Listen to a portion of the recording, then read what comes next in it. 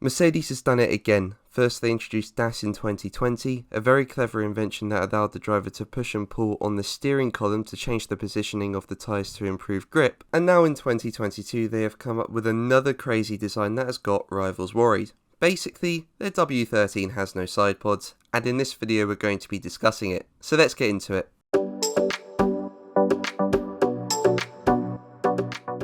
So there were reports swirling around on Wednesday that Mercedes would turn up to Bahrain with a car almost completely devoid of sides. Now we knew the team would turn up to the second test in Bahrain with a raft of new aero upgrades, but honestly, I never expected them to actually turn up to the track without sidepods.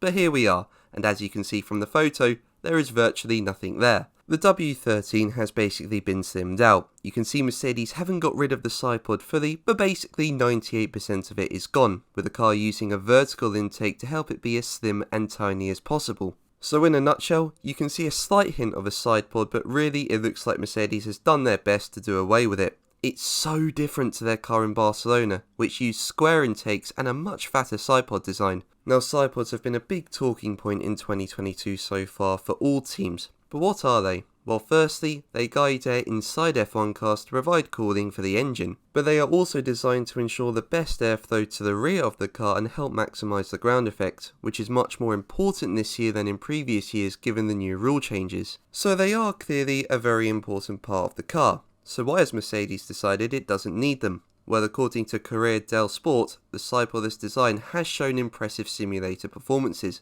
with already legendary gains. Now we'll have to see over the 3-day test in Bahrain how this is really going to work for the team. I mean, from a cooling and downforce perspective, it seems they would be hindered doing this, but obviously Mercedes would not have introduced this if they saw that was the case in the sim runs. But one thing that this design should do is make their car so fast in a straight line. By getting rid of the sidepods, the car will become much less draggy, with airflow less disrupted as it passes around the car, meaning that on a straight, the W13 on paper should be well ahead of rivals. Now I'll be very surprised if no one protests this. We saw how quick Red Bull were onto DAS in 2020, and I'm sure they'll be on the case with the sidepodless design of the W13 as well. And to be honest, I could see most F1 teams joining in on this, since it's a very different design. But guys, that's what the new Mercedes W13 looks like. What do you think of the sidepodless design? Let me know in the comments below. But that's going to be the video from me today. Thank you ever so much for watching. Make sure to like and subscribe for more videos, and until the next one,